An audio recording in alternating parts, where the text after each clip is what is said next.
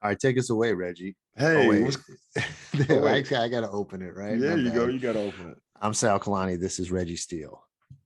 And welcome to Spitballin. That was a long Yeah, you gotta make them long wait one. for it, man. Make them wait, right? So It's I like was just talking with my man Reggie Steele here about his famous friend, and this is a funny thing. He was saying him and Mahershala went to lunch the other day, and I was like, "Do people mob him? Come up to him and stuff?" And this was in Oakland, right? And he was like, no. This is down south. "Oh, this is in L.A." Yeah. And he was like, no, because he was wearing a mask. Nobody knows. I was like, Dude. celebrities must love the mask, Oh, the man. celebrities are fiending for the mask. So They're no like, one had any idea, huh? no, dude, he walks in. Look at this. With this on right now, straight up with this on, I could be him. Right? Like it's like, hey, I'm who you think I am. Yeah, what's going on, man? It's good to see you. So That's yeah, funny. man, with the mask, the celebrities are able to reacquire their anonymity. Ooh. Yeah. I like how you were down here in LA, Reg, and you didn't even tell me. Oh man, I flew in. I literally caught a 7:45 jet suite flight and got there at 9 a.m. And then we proceeded to take care of a bunch of business. And then we were on the road I got there at 9. We grabbed a bite to eat. I had some tea. He had some coffee. We did some work. And then we were on the road at like 2. Like, and all it was business. busy. So I was all business. Yeah. And then, that was it. So, I'm a little, what's up, bro? I was gonna say I'm upset, Reg, because right before I started, my I got cut by my cat, dude. Look at this. Look at this cut, dog. Wait, ooh. There's a longie, right? Yeah, I Look at know. that. That's the thing about cats, man. No love, bro. No love. Well, this fool, I was walking to pick up my computer, the laptop, right? And I have to go past the refrigerator, and the cat, this one, she carpet, the old school one, the mean one, the long claws. Well, she just doesn't like to be bothered, but jumps up on the fridge to get her food. That's where we put her food. Otherwise, the other one might eat it, Okay. right? So this fool though doesn't wait. There's no traffic signal or anything. Like, I'm coming. She's like, no, I feel like jumping out, and went to jump and jumped into me. And then I was like, the hell, and a claw caught my finger and jumped back. And that's how it got cut. And it's like right on the line, dude. But I got the sporin on it already. If you have a cat, you better have Neosporin. Oh, you got you're gonna have cuts for days. Yeah, man. Mess around. Don't mess around and get that cat scratch fever. Yeah, I've heard of it. I'm not that's even a sure real what thing. that is. That's what they say. I guess it's like an infection. Like, I saw Wheeler one time got bit by a cat, and this huge mound of something formed on his hand. Ooh. So that was some kind of thing that got infected. But yeah, the cats never bite or nothing. If they bite, it's like playful. It's an accidental scratch, but they're not psycho feral cats on the streets. But when they want to jump on the fridge, they're jumping. They're not looking both ways before they cross. They're going all in, dude. So here we go. Cat scratch fever, also called reticulosis. Okay, so an infection of the lymph nodes following a scratch or bite from a cat. Cat scratch disease is caused by Bartonella henselae bacteria. So basically, henselae. That's probably what he had. It looked like it was just some bite that got infected. Yeah, man. It was bizarre. So let me share this with you. You had your moment of would you say you say sad or I was just pissed off this morning. Oh, PO'd. So this past weekend, I dropped my phone in the San Francisco Bay. What the hell, dude? How old are you, 4? How do you do that? Dude, it was absolutely the most random and freaky and strange and unforeseeable thing. Like, I literally was walking. Basketball player, college athlete with the butterfingers. Did anyone ever pass to you? Yeah, really. Oh, don't even start that. Marcus Huntley, or my boy Marcus, would definitely be like, Reg couldn't catch anything when we started playing. Everything was dude, I'm walking along. So I'm not gonna show you the bottom of my phone because I want you to see exactly how the phone looked, right? So I'm walking along, I hear something, and I kind of just turn, and then as I turn my head, my phone does this. I go, toot, toot, It jumps out of your hand. The hell is Dude, that? it jumped. When I say that it jumped out of my hand, like it jumped like it was the gingerbread man trying to get away from the oven, right? Or from the people eating him. When I say it jumped, it was like a kangaroo from Australia. When I say it Hey, jumped, it was like a spider monkey from one branch to another. When I say it jumped, it was like Michael Jordan in the slam dunk competition. Okay. When I say it jumped, it jumped, dude. It jumped out of all my I hand. think of, Reg, is the gingerbread man. And to make a gingerbread man, you need a lot of butter on them fingers. Run as fast as you can. Can't catch me. I'm the gingerbread. That's what my phone did. My phone literally was just like, he was like, ah. I'm like, come here. Wow, He's dude. like, When you squeezed it too hard and you popped it out, dude. That's dude, what you not did. even. You did the Not, old. dude, it's like I turned and it just kind of slipped out. And the killing part was it fell. It fell like this, right? It fell on the side like this. And then to go into the water, the gate was horizontal like this and it was going straight. It literally turned sideways and shot through the gate. And when it hit the water, I looked at it. You It was guys are like, parked. You weren't out in the bay. no, I just just come back from getting a breakfast wrap. I had a egg and veggie breakfast wrap in my hand, right? It's vegetarian, no meat. So you can't multitask. You can't hold two things in your hand at the same time. Oh, here we Two go. different. That's what it sounds like here. One sandwich, one phone. Dude, maybe if I feel like this, I didn't know I couldn't do that, and now I do. So going forward, I'll never hold anything else in another hand. I'll just hold one thing. You have in to one hold hand. your phone like this at all times. One hand will be free. Two hands. Yo, man. But the thing was, when it hit the water, and there were a bunch of people standing there, when it hit the water, everybody was like, and I was standing there shocked. Like I literally stood there for a second, like, what? Wait, what just happened? I was like, did my phone just? And I stood there for a second, kind of confused, a little bit of shock, and then I was kind of like, so okay, so what do we do now? Like, who's gonna dive in? Right? Like, who's supposed to go? This is like a child that's fallen in the water. Someone needs to go get it, right? And then it just sunk. And honestly, dude, lightweight, I wanted to cry. Like I was sitting there like, because I started thinking about all the stuff that I like, I had messages that I hadn't saved, or messages from friends that are gone and stuff like that I saved, and some pictures and some like stuff, whatever.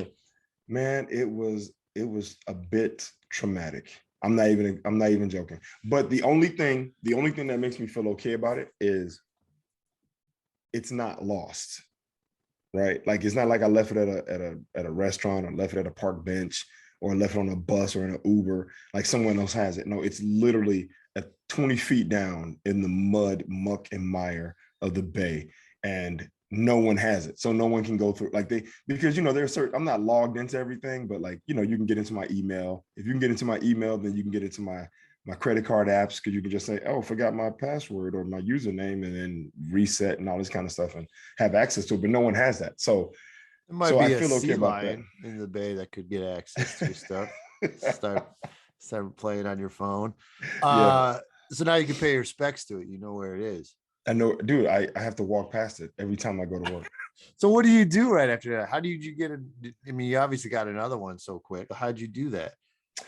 Well, what I did was I have a smartwatch, so I can still, and it has its own line, so I can still get phone calls, right? And I can lightweight send messages if I needed to. So it's not an iPhone watch though. No, I have a Samsung. So Samsung Samsung's got their own watch too. I didn't even know smartwatch. That. Yeah. And so, yo, man, I had a backup phone. That's what I was texting on this one, right? So if you look, this is the backup phone. This is an S8. I had an S10 Plus. The S8 I kept. So you've always had that, and it works fine. I had this. Yeah, it works fine. It's basically, it works fine. And it has its own number. That's why I was texting you from a different number. So then I went to go get a new phone. So now I got the S21 Ultra. How many damn camera lenses they need on the back of that? You got 5? Dude, it has 5. And this camera, it's got 100 times zoom. Dude, it's nuts. It's nuts. And it has the ability, it's got obviously it's got the front facing camera and the back facing camera, but I can record both ways. So I can split the screen where one side is me and then the other side you can see what I'm looking That's at. crazy. Yeah. And this is like professional grade, like movie editing quality, HD quality. Like it's crazy that this is carried in my pocket, yo. But the good part, Yeah. Those are a the little good part, long. I went with the little. I like the little one, bro. nah, man, I'm a big dude. I'm like, yo, give me that See, big joint. like I could hold it in one hand. Well, Like, that was Steve Jobs' desire, right? right. Yeah, he wanted a Yeah, phone and that then you they can hold in got one hand. bigger but whatever. Well, But so hold up, then, so do you have hold on. all your stuff like stored in a cloud or something? So then you could just transfer it. Yeah, that's Dude, what's nice. Like I got this, and then I transferred everything from the other phone. And it looks exactly the same. You're like, oh wow. hey man, I'm gonna tell you right now. Yesterday when I got this phone and I logged into my Google account, and it was like, do you want to like back up or not back up, but you want to like what is it called? Restore from the Yeah. previous phone. I was like, yeah. Boom, and then just text Yeah. messages, pictures, contacts, That's everything. pretty And cool.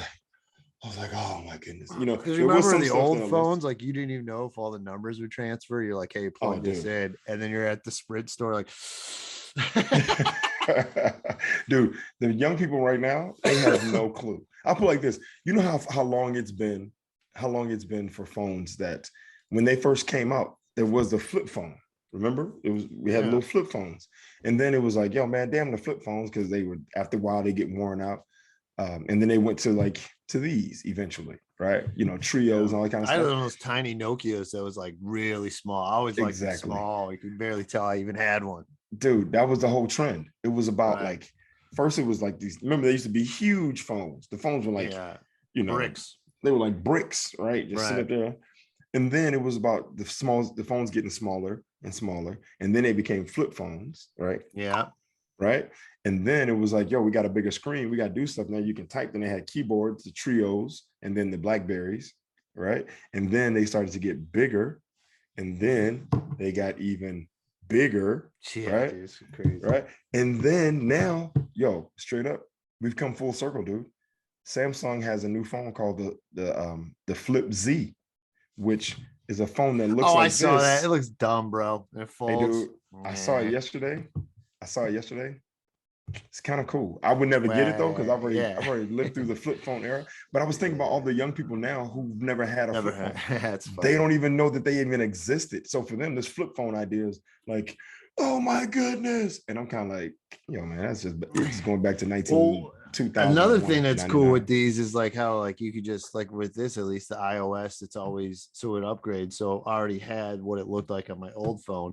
Where back in the day, whenever you get a different phone, everything would change. You'd have to relearn everything. Like, how do I use this? Where is this? What is that? Like, it was always different, man. No, absolutely. This was beautiful, man. As soon as I got it, I think I remember someone printing up all the old phone numbers on mine, and he goes, "Okay, well, you just have to transfer these yourself," and just gave me a paper of like hundreds of numbers. I'm like, no way.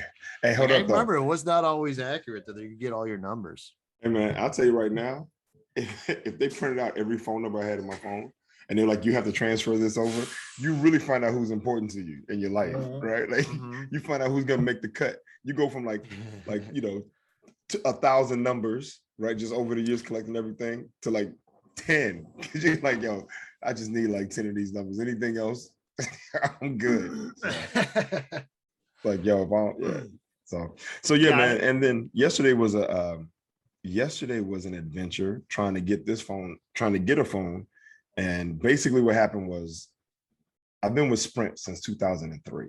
Me too. So then you had to go to the T-Mobile, huh? Yes. Well, no, I went to Best Buy. The same thing. I went to Best Buy, right? I went to Best Buy, and a little while ago, T-Mobile sent me. They were like, "Yo, the Sprint SIM cards are gonna be no good, so now you got to use a T-Mobile SIM card." Cool. I'm at Best Buy. I'm trying to get a carrier phone. I'm thinking I'm gonna get a T-Mobile phone because I'm on T-Mobile, right? The guy goes in the system. He's like, "Well, you're not in the T-Mobile system, so let's try Sprint." Boom. Oh, you're in the Sprint system. Okay, cool. So you need a Sprint phone. All right, let's do that. Bet. Starting to set everything up. He goes, "The Sprint phone won't work on this line." I'm like, "Why not?" He's like, "Well, because your Sprint is billed, but then your lines are T-Mobile." He's like, "All right, so let me go get a T-Mobile phone." He comes back with a T-Mobile phone, and he goes, "All right, well, the T-Mobile phone won't work because it's a T-Mobile line, but it's a Sprint bill." And I go, "Wait, hold on, so I can't use either phone?" He's like, unless they can find a way to align your lines and your number. Wow. You can't. So I called T-Mobile. I'm like, yo, can you guys just align my account and my numbers under one company, under T-Mobile, so I can get a phone activated and then you can switch it back. And they were like, let me talk to a supervisor. Hold up. And they put me on hold for like 30 minutes. And I was like, all right. So the guy was like, well, you can get an unlocked phone. It just won't come with the preloaded T-Mobile apps or the Sprint apps. And I'm like, cool. I don't like all them apps anyway. So now I got a phone that I can go anywhere with if I ever want to change, carriers or providers. I mean, I thought we had to change. Like I went to the T-Mobile store to get this, and then I was like, yo, I'm with Sprint. You changed me up, but I'm kind of annoyed with those fuckers because I got this last week, and then they're like, you get a deal for turning in your other phone. We'll send you the package, so you mail it in yourself. I still haven't gotten it. Wait, how long has it been? You said a week. Dude, you know those take like 2 weeks, almost a month. What are they supposed to send me? Just like a box, though, right? No, I haven't even sent my phone in yet. Oh. They haven't even given me the stuff to stay. Like, we'll give you. And I was like, can I just do it here at the store so I know it gets done? And they're like, well, we could help you with it, but you'll have to mail it. And they still haven't. They didn't give me anything there. I haven't gotten anything in the mail. I called them. They said, oh, well, just wait. And I'm like, it seems like, and you only have like a grace period. You know what I mean? Right, so I'm about to go to T-Mobile myself again. I'm like, hey, man, you fuckers help me pack this damn phone and send it back because I want that off my bill every month. Yeah. I need my rebate, dude. Yeah, I want my money. Yeah, man. Well, the reason why I wanted to get this phone through Sprint was because, I mean, not Sprint, but through Best Buy was because they offered a deal where it's like you get $200 off if you buy it and activate it through Sprint. And then because I bought the screen protector and I bought a new case, and these new phones, just like the iPhones, don't have headphone jacks, right? They want you to use they all got you changing too. Exactly. So then I had to buy the adapter so I can still use my headphones if I want to. Oh, funny. But then I got a discount on all the accessories at the same time. But then hold up, let's take it a step further. I get home, I get the phone out, I do everything. Like I did everything at the store as far as setting it up and stuff. But I get home, I check out the little box and I take out the cord to charge it up because it's got like a high-speed cord for, fast charging. The iPhone's got it too, and I don't even have it. I still am using my old one. Okay. So I take the cord out and I'm like, all right, cool.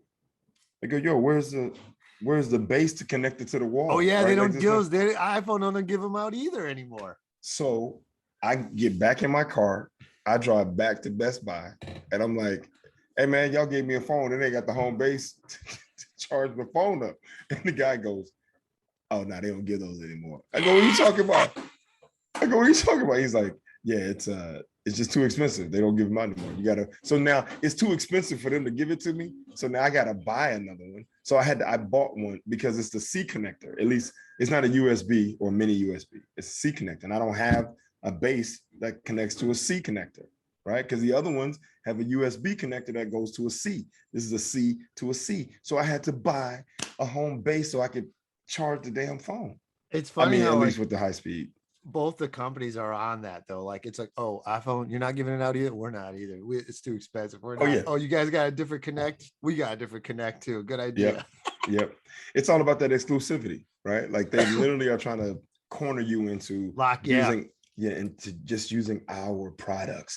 You got to use ours. And I know iPhone has been infamous for this for years. Yeah. Like every 2 phones, they will change the connector, they'll change the adapter, they'll change and it's like, and so now you're locked in, right? Because you got the AirPods and you got the phone, then you got the laptop. And it all connects so well, and it all connects. And the laptop, It's just easy though, because nothing is more annoying than trying to get compatibility between electronics. This is what they do. They just squeeze a little bit more out of you, right? And now you're in the Galaxy world. You got to have the phone. You got their Galaxy watch. You got the. Yep. It's. I'm torn about the watch though. I mean, I like the watch. It's cool and all. It's great for like health and fitness, like counting your steps and checking your heartbeat when you need to, and it's got little reminders where it's like hey, it's time to be active, and a little guy will come up and start moving, and when you start moving, he go, great job, you've been moving, right? But I'm kind of like, Do I need it? Right. Nah. So it's a flashy thing. Yeah, Probably. it's just Some people there. though, they love their iPhone because then you can use messages and stuff. But I just got my phone. It's in my Exactly. pocket, so it's not that big of a deal. Yeah, I mean, my watch is gonna let me know that I got a message. So it's like I look at my phone, it's like, oh, I just got a message. Oh, okay, there it Right. is. And like I don't like being bothered constantly by electronics. Like a lot of my apps, like if I have something like a message or something, it doesn't even tell me. It's like Yeah, I'll go and look when I feel like it. Or if I'm watching something, I'll just take my phone and turn it so I don't even have to see exactly, anything because I don't want to be bothered. It's annoying a lot of the dude. times. I went through as soon as I got this phone and I had a moment to sit down. I went through and no notification. Like I don't want to hear any dings or any. Right. I'm always silent. Remember, Yes. it used to be a thing to find a ringtone and stuff. Now you're an idiot if you have it. Yeah, exactly. It's like, damn that. I don't want to be bothered by my phone because it's so many Exactly. apps and everything is telling you something all the time. Like I don't need for I don't know, my Citibank. No, I do need Citibank to tell me stuff. I don't need for I don't know, let's see my Basu app to be like, hey, there's a new fitness program using the Basu. Bing, Yeah. check it out. Like, no, I don't need that, bro. I'm good. I'm good. So I Yeah. just need for it to make calls when I need it to, send messages when I need it to, watch a video when I'm sitting in the airport. Play some Snake. Play the game Snake. Remember that? Never You went happened to way that. back. Snake. That was old school. Yeah, that's old school. I'm playing Marvel Contest of Champions, bro. That's Next a level. Marvel Contest of Champions. Yeah, it's a fighting game. It's like Mortal Kombat, but instead of like those characters, you get to be like Spider-Man against Thor, Captain America against Mysterio, It's or good. Professor X. So who do you Professor play? X. You just play the computer? Yeah, it's you play the AI, but it's a whole thing, man. Hold on, I'm gonna show you right now. I'm gonna show world, everyone out there listening. Reggie nerding out. He already has his Avenger shirt on, right? What's that Avenger shirt? This is the old school joint. The Hulk, Marvel, Iron Man, Captain America, Daredevil, Hawkeye. Who else is out there? Black Widow should be in there Who's somewhere. that guy jumping Spider-Man. above the Hulk? Oh, Who's the guy in the very top? that's Spider-Man. And then you got Doctor Strange. So I'm gonna put the AI on and let the AI play, just so you see what it is. Normally I will be doing it, but this is Black Widow Clairvoyant against Cosmic Ghost Rider. Yeah, it's definitely like a Street Fighter. So what do you do? Just tap your phone? Is that how you control the buttons? Yep.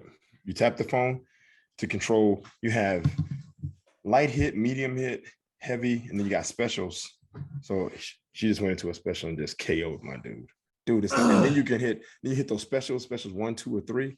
When you hit the third special, it goes into a whole cut scene, and it's like almost like the fatality, but it's not necessarily. It may not be an ending like a knockout blow. It could just be like a hard hit. So do you do that when you've always just play that when you're sitting on the toilet? Is that when you're doing that? Apparently, I guess that's when people play games. Well, I just remember if that's the first place you go to. I just remember with you one time you were over and you're playing Tetris and you're really good and you're like, let me just tell you, man, I'm playing every time I'm on that toilet, dude. That's why I'm so good. Hey, look, there's no embarrassment. There's no embarrassment whatsoever. Everybody who's listening to this has dropped a deuce. Okay, that's just a part of it. I used to tease. I forget what it was, but I would be like, I'm like, you don't ever poop. I think you just eat and throw up. you like refuse to go to the bathroom. So yeah, man. So yeah, back in the day, yeah. I became a Tetris master while sitting on the throne, dude. That's just what it was. Okay? Because this game seems a little involved, dude. Oh, it's absolutely involved. It's next so level. You got to just like awesome. take a break and everything. Like you're like, this is now I'm playing this game. Yes. I think it's a sign of the times. I mean, before you had a console at the house, right? Like you had to be at home to play your Nintendo or your Atari or your Sega Genesis. Like you had to sit down and have time to sit down, to set it up and get into it. But now with the phones, because of the gaming in the pocket, it's like I can be standing in line at the grocery store, take out my game and get it going. You do that? You're that guy? I I hate to What say it, a but sometimes dork, dude. You're just that's only sitting if it's a laughing long shit. line. Only if it's a. I'm not gonna be like the second person and then take Come another on, Iron Man, get him. one. Yeah, man. Sometimes, yeah, I have to admit, it can happen. All right, It so can what happen. games you got on your phone? What's the games you play? What's the top 3 you play the most? Marvel Contest of Champions, Clash of Clans, and then I have like a puzzle game that I play called Fling. You ever see Fling? Fling No, is what's like that? it's basically you have all these little balls in different places, different multicolored balls, and then you have to fling them against each other. Once you hit one ball, it knocks it off the screen. Oh, But okay. in order to win, you have to be able to knock off all the balls. You can't leave 2 balls. And so the idea is to have just 1 ball left. And so there's a way that you have to do it. Like there's not a pattern, but you have to figure out which ball do I hit first to hit the next ball, to hit the next ball, to hit the next ball, to there's just 1 ball. So it's like, puzzle thinking game. I got that one. I And then I dig have that. another one. Yeah. And I have another one called Wood Doku. This would be the 4th game. And that one is like Sudoku, but not. yeah, not really. But it's like you have these pieces you have to lock in and you have to make lines. Yeah. But you don't know the pieces are random, you know what you're gonna get. And so you have to try to organize them in a way where you don't get stuck. Because at some point you may get a piece and you have anywhere to put it and then you lose. Okay. Yeah. So it's a puzzle brain putting things together, type of game. I love all those games. Those games right there are my favorite. Easy. I mean, I kind of have I have Candy Crush, but that's not really a puzzle. Yeah, I played that one. I have played that one. I mean, I'm next level. What level am I on? I'm on the next level I have is get out of here. The problem is these stupid things. They keep like always trying to get you to buy shit. I'm like, who are these fucking people who are spending $20 to get $30 worth of Candy Crush coins or whatever? They do. It's dumb. somebody because those companies are making a grip. They are making a killing. Yeah, I'm on level 4,104. Are you serious? I've been playing it for like 5 years, dude. I remember being in a play in LA and I'm backstage playing, and this old lady, this old African lady, she was in the play. She was great. She was playing too, and we're comparing our stats. Are you serious? Dude, you're on level 4,000 and something? Yeah, on Candy Crush? 4,104 on Candy Crush. It's all the same shit after a while. Yeah, it is. It is.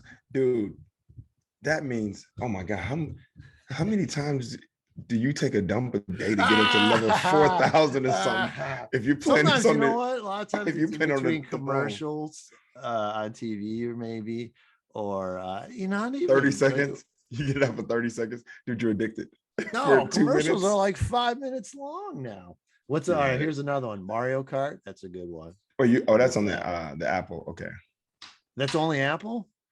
I don't know if I can get it on the Android. I could try. Or Mario Run was also, and I wonder if Nintendo has an exclusive deal with someone.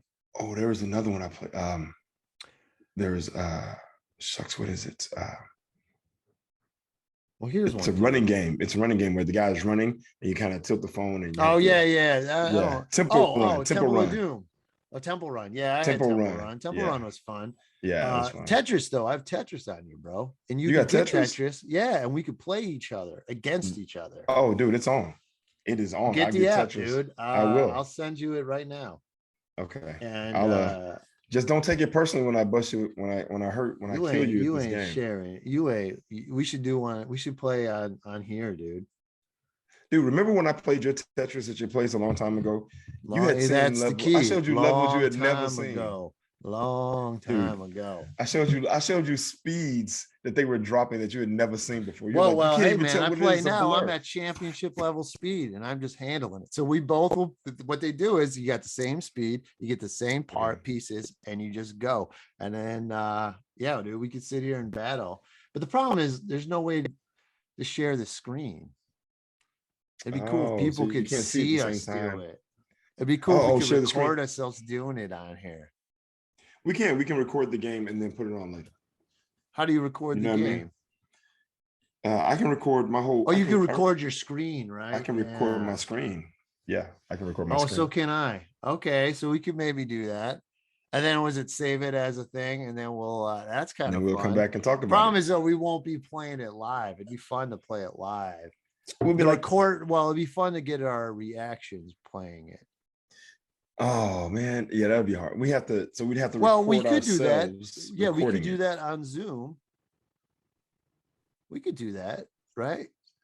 We'll talk about it. No, you're right. We'd record ourselves playing, and Yeah. then we record the screen, and then we'll put it all up at the same time. Dude, are we becoming like YouTube kids who are like, Well, for your little people... I'm so good at Tetris battle because I take more dumps than anybody in Oakland, then yes, we are. I'll put like this.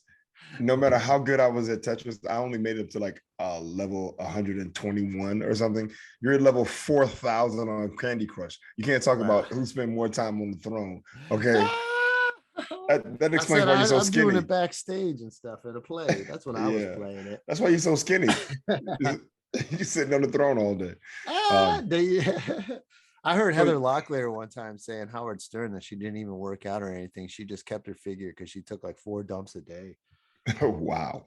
That's a gross Howard. That sounds like a medical problem. That doesn't even sound like it's feasible, right? No one's supposed to be able to take a drop of deuce that often in a day, 4 times a day. I know this comic. He was a kind of a sexual guy, and he started taking like some kind of depressant pill or anti-anxiety pill, and it like cut back his jerk off times. And I was like, well, how much do you do it now? He's like, 1 or 2 times. I was like, what did you do before? He's like 4 or 5 times a day. Dude, oh God. So wait, this dude was on some medication that was supposed to reduce. It reduced it. So it reduced it to like once or twice a day. But before the medicine, it was like 5 times a day. Are you 5 times? He was jerking it 5 times a day. But he was, he was kind of like a famous comic. So he was on the road a lot. So he had a lot of alone time. Dude, there is so much more to do than what I call it. I don't know, mess with your tally, like flip your tallywhacker, spank the monkey, like flog the chicken, whatever it is you want to say. Yo, you know how much that's ridiculous. Who can? He was chafed. I don't care what anybody says. He was chafed. Lotion, bro. I don't know. He was low. You can't use lotion. You gotta go if at that level. That's professional level, man. He's got high grade. Professional level. Professional level. He's got high grade lubricant, dude. I'm talking about like industrial strength. There's no way. Like I'm talking about like that's production level type of attention to. Dude, that's crazy. 4 or 5 times a day. That's nuts, man. I can't even think. Dude. I can't even fathom the idea. Like, who has that much time? Who has that much time? Breakfast, comic lunch, on the road, dinner. I mean, don't you bills to pay? Right? Think about it. You got to take a shower at some point, right? You go get something to eat. Breakfast, lunch, dinner. You go for a walk. You go to a museum. I know it's like being on the road. Like you do stuff. You go play. You meet up with some friends. Wow, not a lot of people. No, man. Like a lot of comics, especially they'll sit in their little hotel room. Like I remember going to this guy's hotel room one time, and it was completely dark. The maid never comes. You never let anyone in. So there's stuff sprawled all over out, and it's fucking funny, man. Comics will take over a room like a roach for 4 days. A little rat. He said like a roach. That's terrible. Dude, I've been on the road with guys and go into their room, and it literally looks like they unpack their bags like this. And they go like this. They go. And they just throw in stuff. Like it's literally like there are clothes in places that I can't. I'm like, why are there clothes on top of the lampshade? Right? Yeah, like, yeah. Why is there something in the corner? Right? Like there's a dresser right here. Like every room has a dresser where if you need to unpack your bag like that. But we're only in town for like 3 days. I really feel like they come in and just dump everything out of their bags into a pile in the middle of the floor and then proceeded to kick it in different places. I'm like, you playing soccer with your clothes, dude? What the hell's going on? Dude, it's crazy. It's crazy the stuff I've seen. Like the way people live, man, it's pretty awesome. Just to get some insight. Awesome. Yeah, it is. It's pretty awesome. Because I'm sure, at a point you feel like, you think that we're all kind of the same in a certain way, right? Like, oh yeah, everyone's doing the same thing. And then you go visit somebody and you go, No, we're not living the same. This dude ain't washed dishes in what, 3 years? Right? Yeah, Like that's it's another. Yeah, you don't have to. That's right. You always have the food you get. you got You know, you never had to make your bed. oh, and let me just throw this out here real quick. I remember this goes back. This is like past life, way back. There was this young lady who was expressing some interest in me, right? And this goes way back, way back. And I end up going by their place, like a little townhouse type of deal. And dude, when I say that the place was filthy, it was disgusting. The carpet hadn't been cleaned. No one had vacuumed. There were dirty dishes piled up. There were empty 2-liter bottles, empty liquor bottles, cigarette butts, clothes everywhere, dirty piles of dirty clothes. Dude, it was so filthy that I literally didn't want to touch anything in the place, including her. I was like, there's no way that I could You ever. were done. You weren't into it Oh, anymore. dude, I was so done. What did think you do? about it. Just go. All right, I have to go.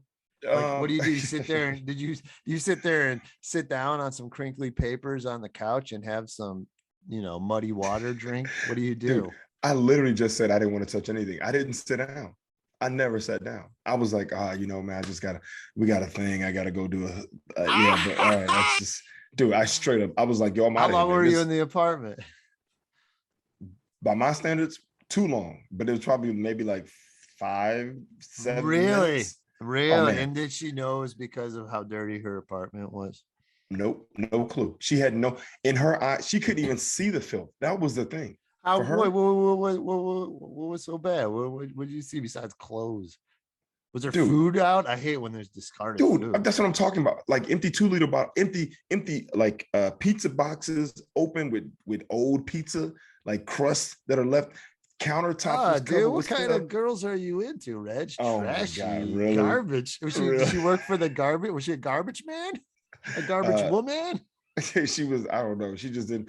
I don't know who she worked for, but I'll tell you this much.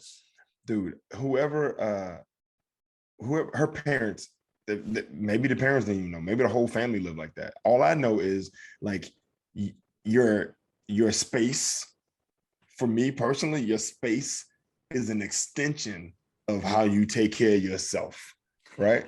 Like if I come into your place and there's piles of garbage and unwashed clothes and empty bottles and dirty dishes packed up piled to the ceiling and the carpets have been cleaned and no one's vacuumed and there's piles of dust. Yo, you don't have people over then. You don't. I'm like, yo, how do you take care of your body? Right? How do you take care of your body? Interior, exterior, mentally, spiritually, emotionally. I'm like, yo, your joint is all that. Like, I cannot. That's a Friends episode, dude. There's a Friends episode with Ross is like, I forget, it's a celebrity guest too who's on, but he's I think it was what's her name? Stamos's old wife, Rebecca Romaine. Oh, Rebecca. It's kind of funny. So they took a really beautiful woman and then like he goes hook up and her place is disgusting. Oh my God.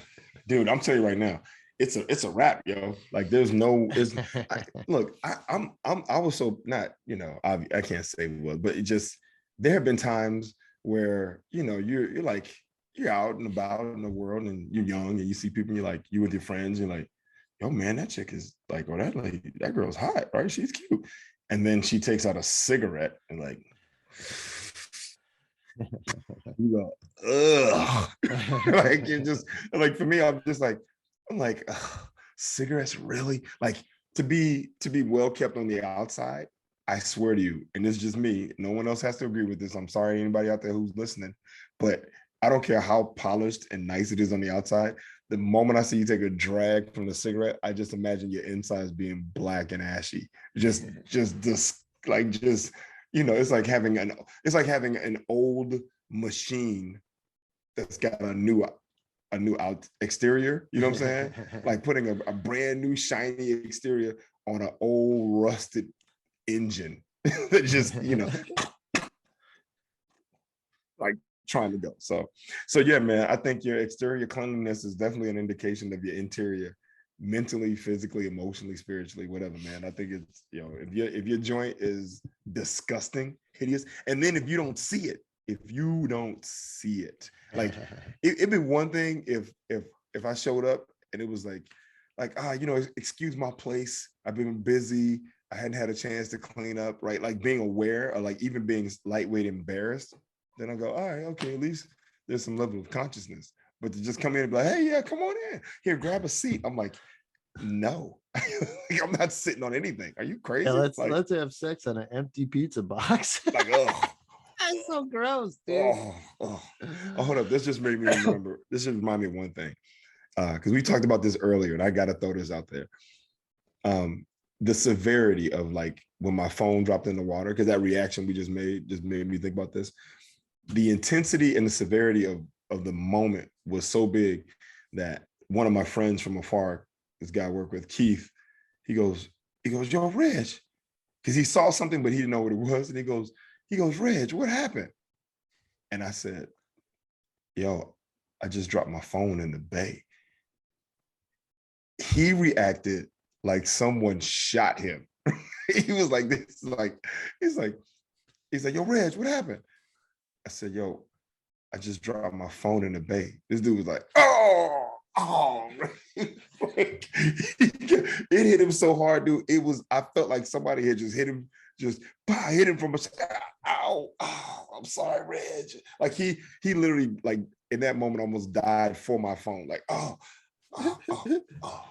Did you have insurance on it or anything? Or so did you have to pay for a whole new phone? I just bought a whole new phone outright. I'm not doing that whole. So that costs you some money. Yeah, with the 200 off, the phone itself is a S21 Ultra. That phone goes for basically $1,200. So I got 200 off, and then so yeah, so I spent a pretty penny. But did you get a case? I did. I got the OtterBox case, which is the best. See, I got this clear case, and first off, they sell cases now. It's stupid expensive. They're like $50. Did you pay like $50 for that? No, this one was $39.99. But hey man, this one they wanted this clear one for $40, and I was like, nah, dude, I just got it online for $20. Same thing. The exact same case? Well, it's not the exact, I don't know. It's a clear case. It works. It does the job. And these phones now, they're so much better. You can't break them. Okay. All right. If you say so. It's fine. Hey, you're the one who dropping shit in the bay. Oh man, one time. I've been working for that company for 25 years. It's the first time that I've ever dropped anything in the bay. And I just got a certificate for appreciation for being there for so long. They're like, hey, buddy. Thanks for sacrificing so much of your life to help us make a lot of I remember you used to have that joke where you're like, don't he's like, if you ever see me as a captain, don't get on that boat, because that means I've been there too long and I'm just gonna take it and run it right up to the right to what I said, if you ever see me driving the boat, I advise you not to get on that boat, because if I'm driving, you're gonna hear this every day on Channel 2 Eyewitness News. We're here in San Francisco where another boat has run into the island again. This is the third boat this week, folks. We're not sure, but we're here with the captain. Let's see. We're not sure what happened, but we're here with the captain, and let's ask him. So what happened? I'm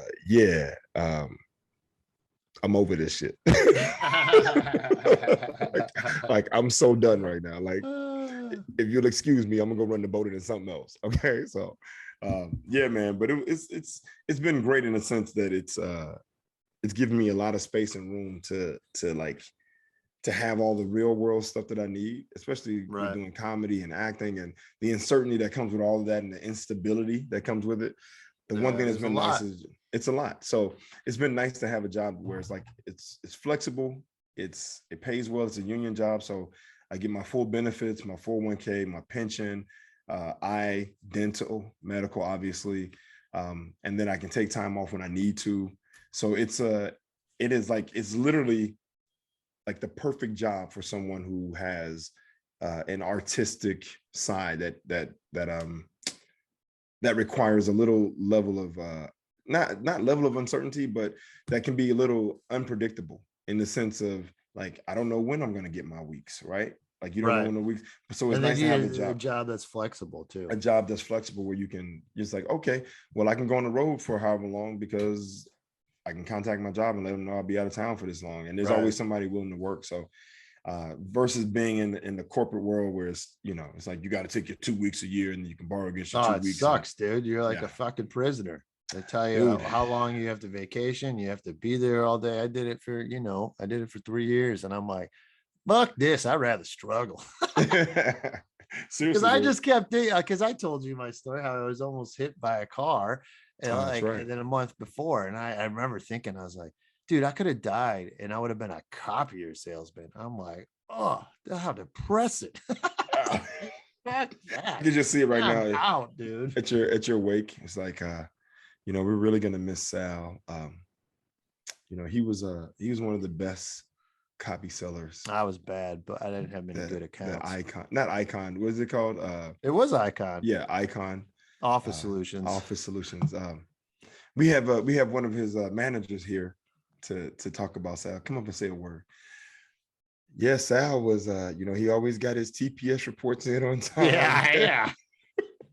I didn't want to be that guy, so I was like, I'm out, son. I remember, and I was making good money, but I was like, I don't care. I remember this one day. I'll never forget this day. Sal sold 3 copiers one day, and that at that time that was the most copiers that anyone had sold in one day, and we were so proud of him. And that was in the first month of him working here, and he never did that again. Well, yeah, we're gonna miss Sal. Terrible copier sales rep. I was wearing this shirt today, Reggie. I went to the store to cash out, right? Hendrix, and older black man was running the register, and he goes, Jimi Hendrix. He goes, what year did he die? And I looked at him, I was like, 1970, September 18th in London. That's what I'm talking about. Represent. Who is he to try to hold your feet to the fire? Well, you know what though? I told him I appreciated him making sure I wasn't a poser. Oh, okay. There you go. So September 18th. September 18th, 1970.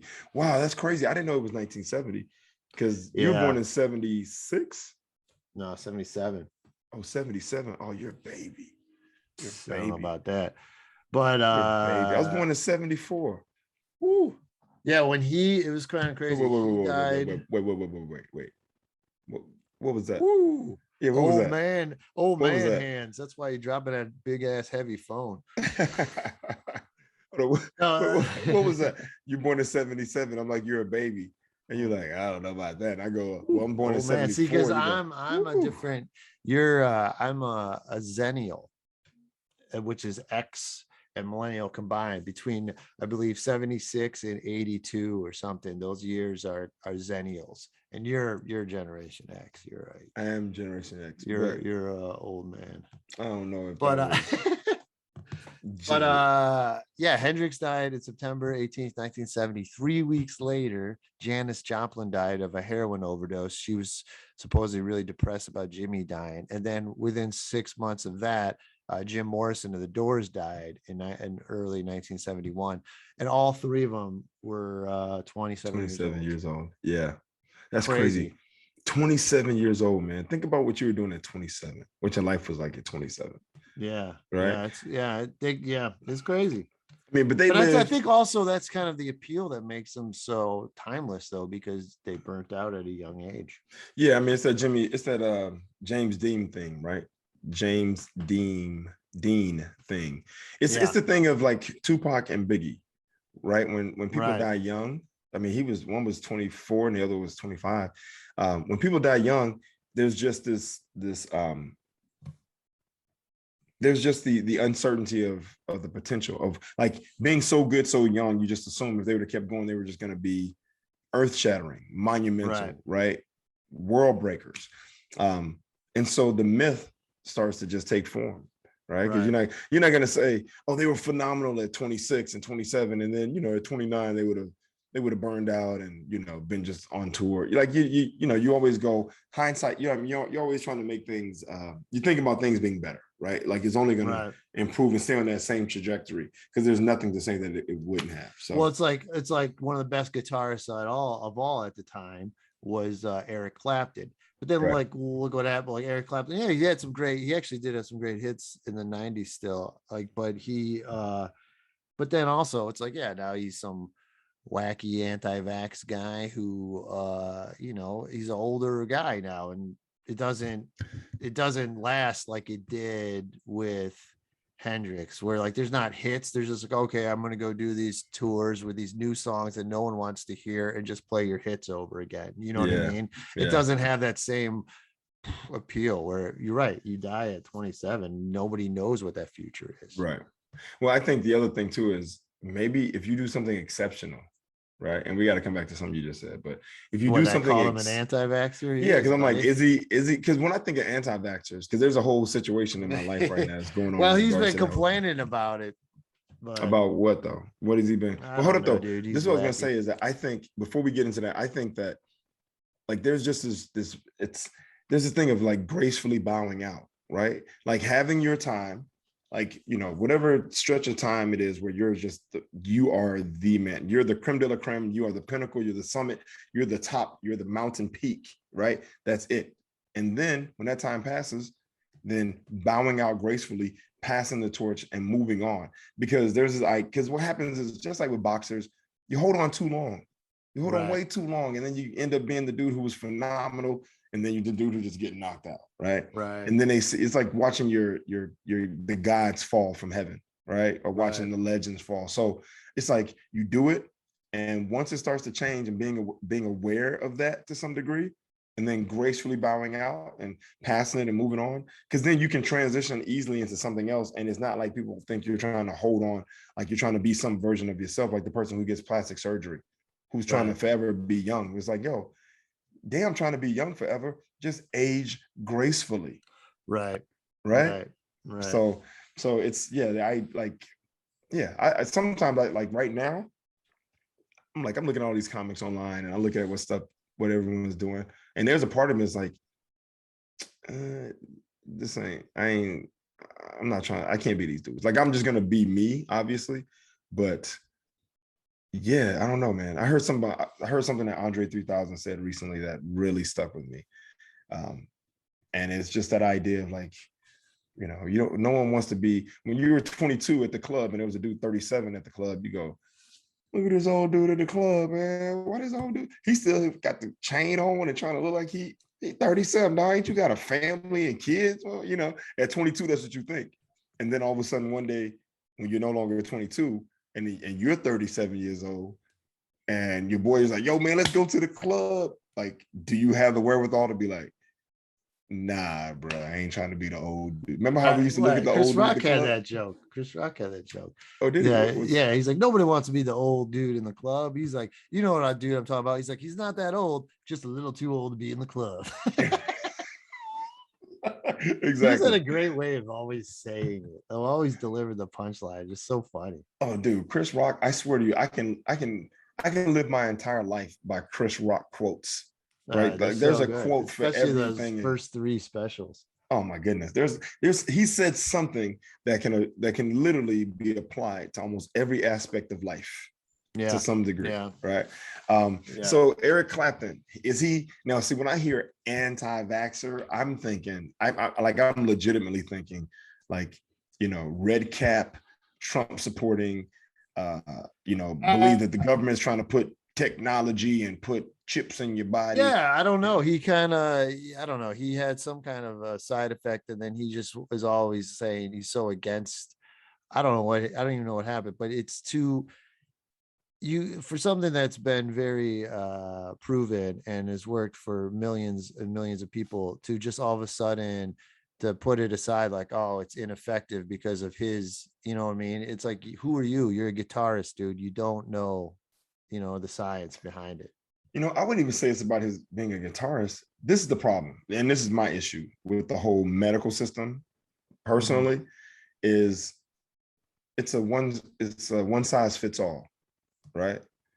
It's a one size fits all approach to everything for everybody. And I get, based on the science and the majority of the people have this reaction, it's safe to assume that, based on how people have responded, the majority of people, then we can say that it's safe, because that's just what it is, right? Right. That's why they always say, side effects may include this, that, and the other. And some people have been known to show, because we're all different.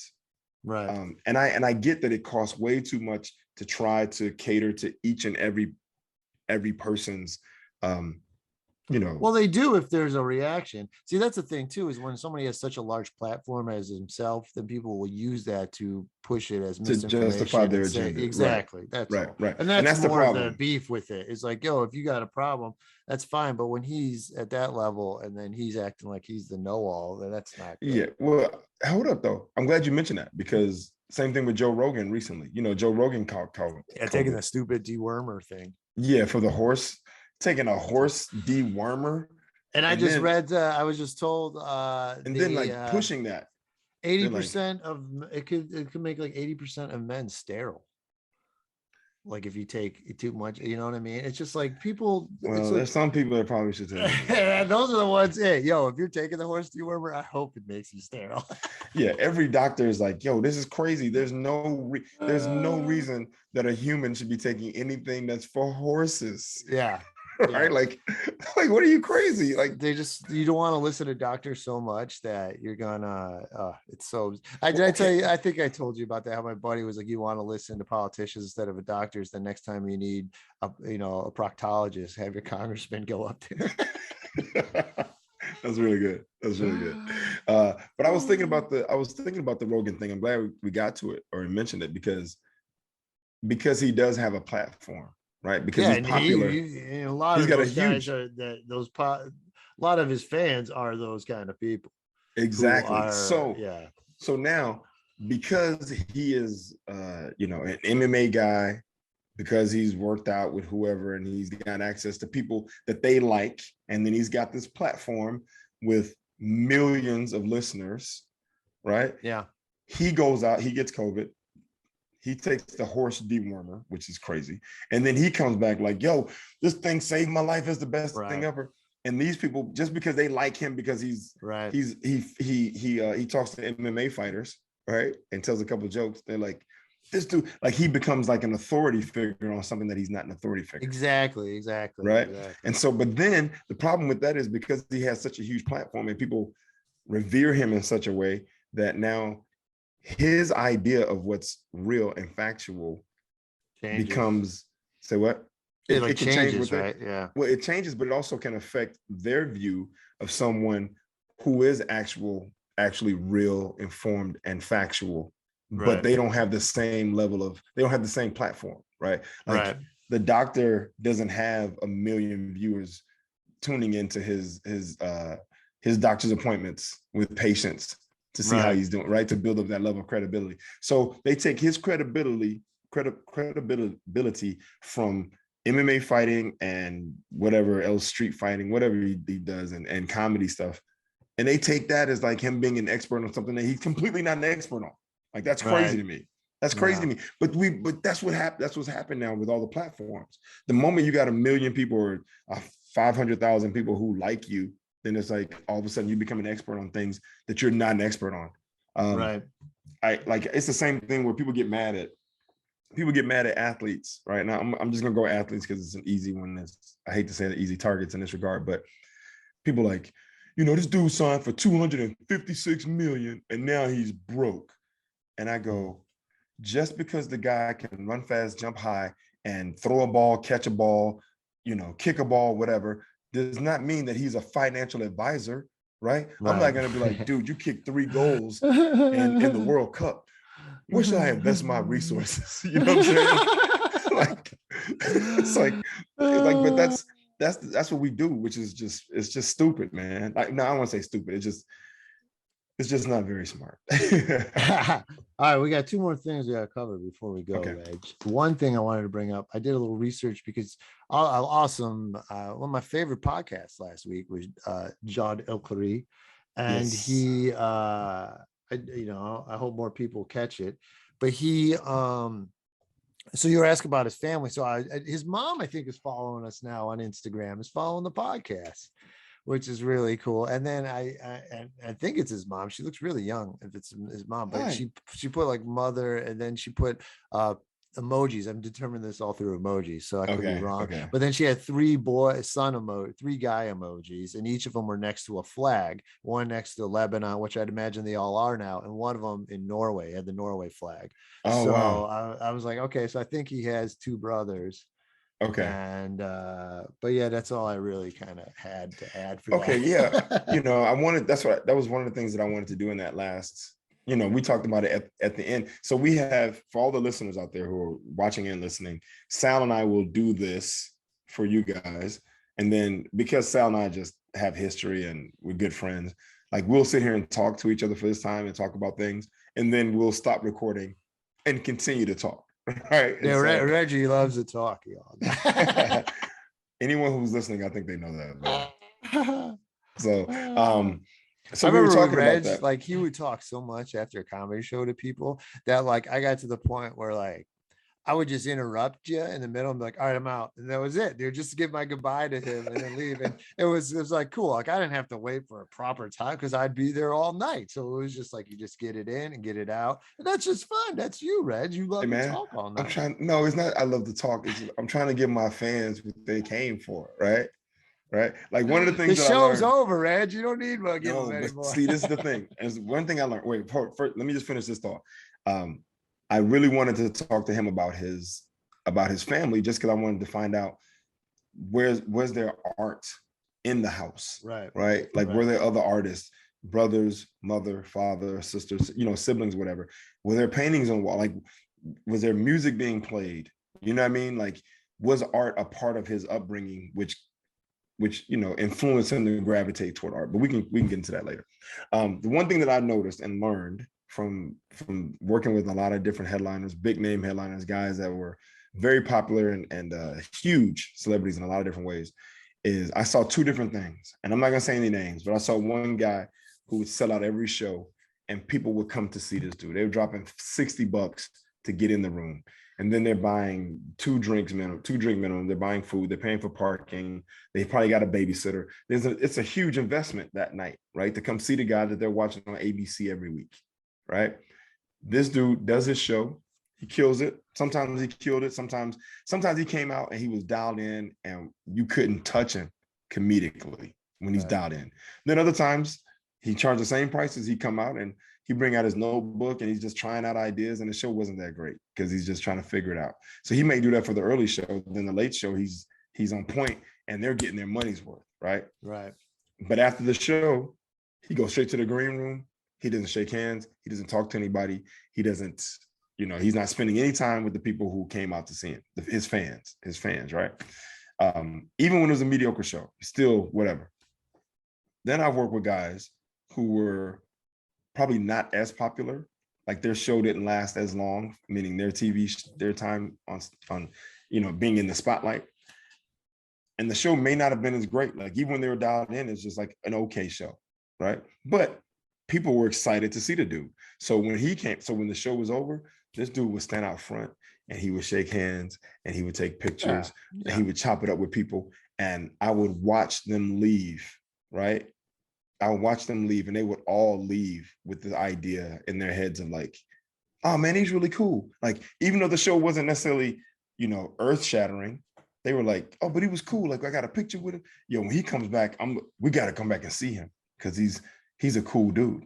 Whereas with the other guy, I remember people being in the lobby like, is he going to come down? Is he going to say, no, I'm sorry. He's That's the down. difference though, between like even you and me, like the less popular, less talented comedian has to work harder for the people afterwards. Where the other guy doesn't have to. He's like, I don't need to kiss any goddamn babies. I'm getting paid. I'm fine. Oh, that's awesome. I love that you just called me, would you just call me just less talented?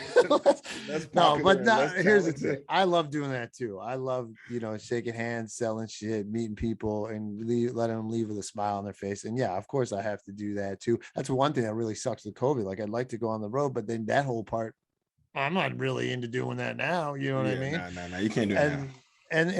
But the whole point, it's not you talking to your fans, because even when you talk to people for a while, after a minute, you're like, after a while, there's like, okay, All right. Thank you. Time to go.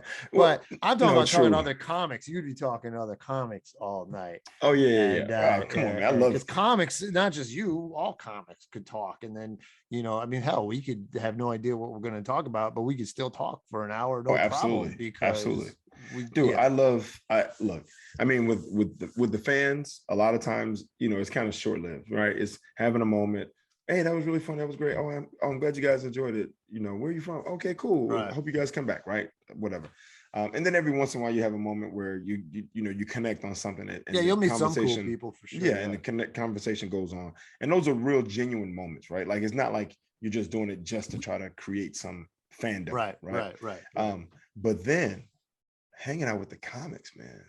Come on, dude. Like that level of communication and camaraderie with people who have the same energy, the same Yeah, they desires, kind of same almost think, goals. they think like there's something about it where, I mean, you're always yeah. trying to crack each other. It's fun. Well, I don't even know if I'm trying to crack each other. I just love talking shop with comics, right? Like Right. it's like Chop. it's the same thing as like being a former basketball player. Even now, when I get with guys that I played with, dude, we can literally talk, we can talk about our lives and what's happening in the world or whatever. But then once we start talking hoop about the Right. NBA or college and coaches and players and who's doing what, and we start talking shop when we get into the technical aspects of the game and what's happening, dude, it's just another level of like camaraderie and like rapport and understanding. Right. When you talk to a guy, you go, you say, yeah, he's an athlete, but he just lacks that thing. And another guy goes, yeah, I know what you mean. Right. Like he can Right. do some amazing stuff, but he doesn't have that tenacity or that go get it or that untouchable thing where it's like people will follow him. He doesn't necessarily have to, like, he's a leader without necessarily trying to be a leader. Right. Right. Right. So it's like being able to talk to people on that level, dude. It's a phenomenal thing. It's Same fun. thing with Yeah. comedy. It, Yeah. yeah. All right. Well, let's wrap it up. We have to give a shout out to Lynn Ruth Miller, man, passed away Yeah. this week, and one of the oldest comedians. You're saying dying young. She died at 87, I think. I just learned yesterday or something. Maybe kind of bummed me out. She died the same thing my brother had, esophagus cancer. Oh, really? I didn't Yeah. know what was the cause of Yeah, and death. she Okay. we knew her in San Francisco. She started doing stand up when she was 71.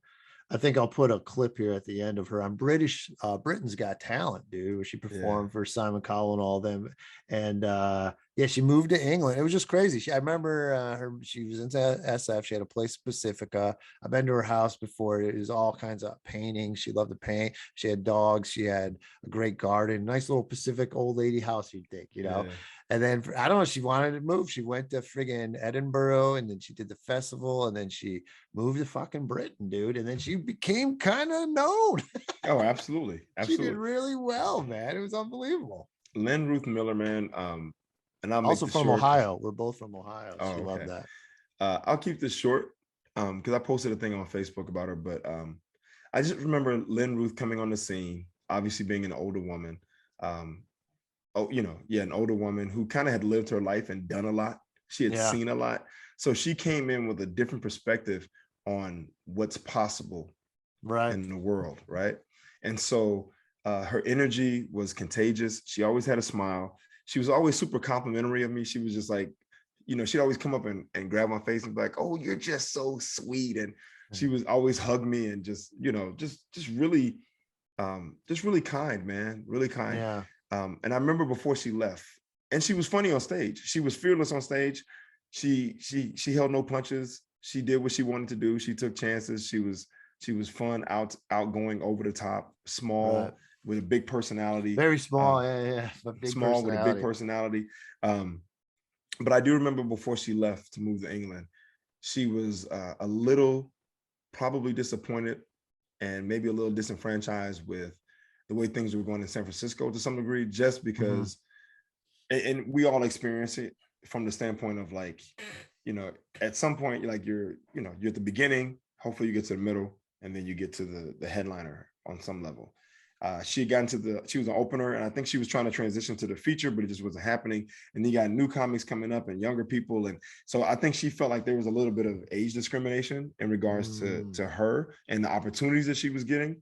And she was getting opportunities, obviously, because we got to see her on stage, but she wasn't getting the opportunity she felt like she should have been getting. Yeah, her right? style wasn't always the best, maybe for just comedy club, where I think it flourished more in the theater, like In the scene. theater. Exactly. Exactly. So, and this is the beautiful part. And I only say all that stuff to say this, is that she was in a place where she felt like they couldn't truly embrace and appreciate her gifts and her talents.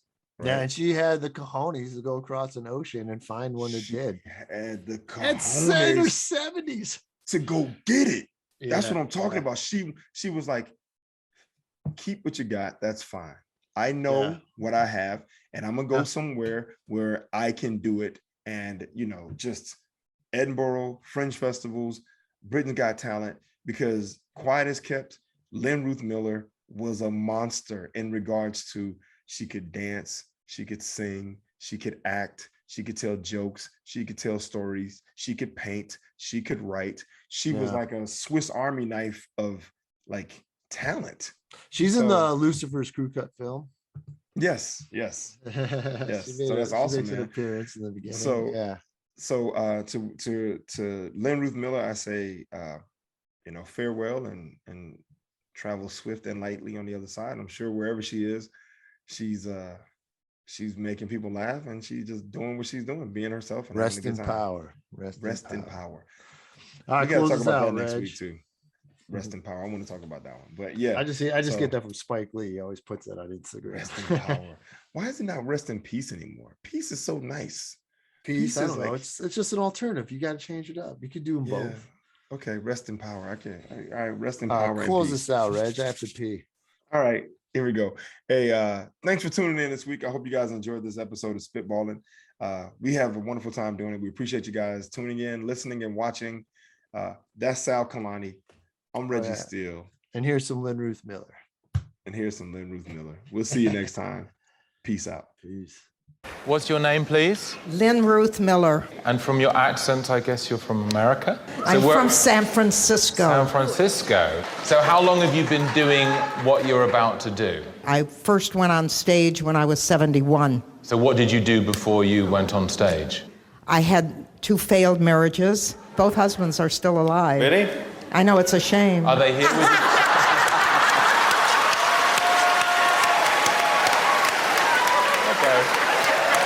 I think you've already started, so go ahead.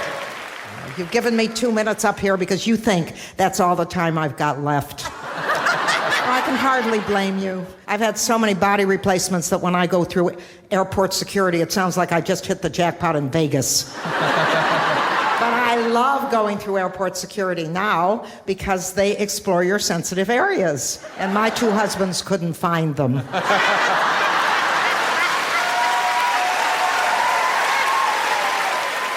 So I was at Ben & Jerry's and I ordered a hot fudge sundae with extra fudge, extra whipped cream, and extra nuts. And the girl said, "You forgot the cherry." I said, "I lost that years ago. Now I'm into nuts." She said, "If you eat that, it's going to go right to your hips." I said, "They're brand new. They can take it."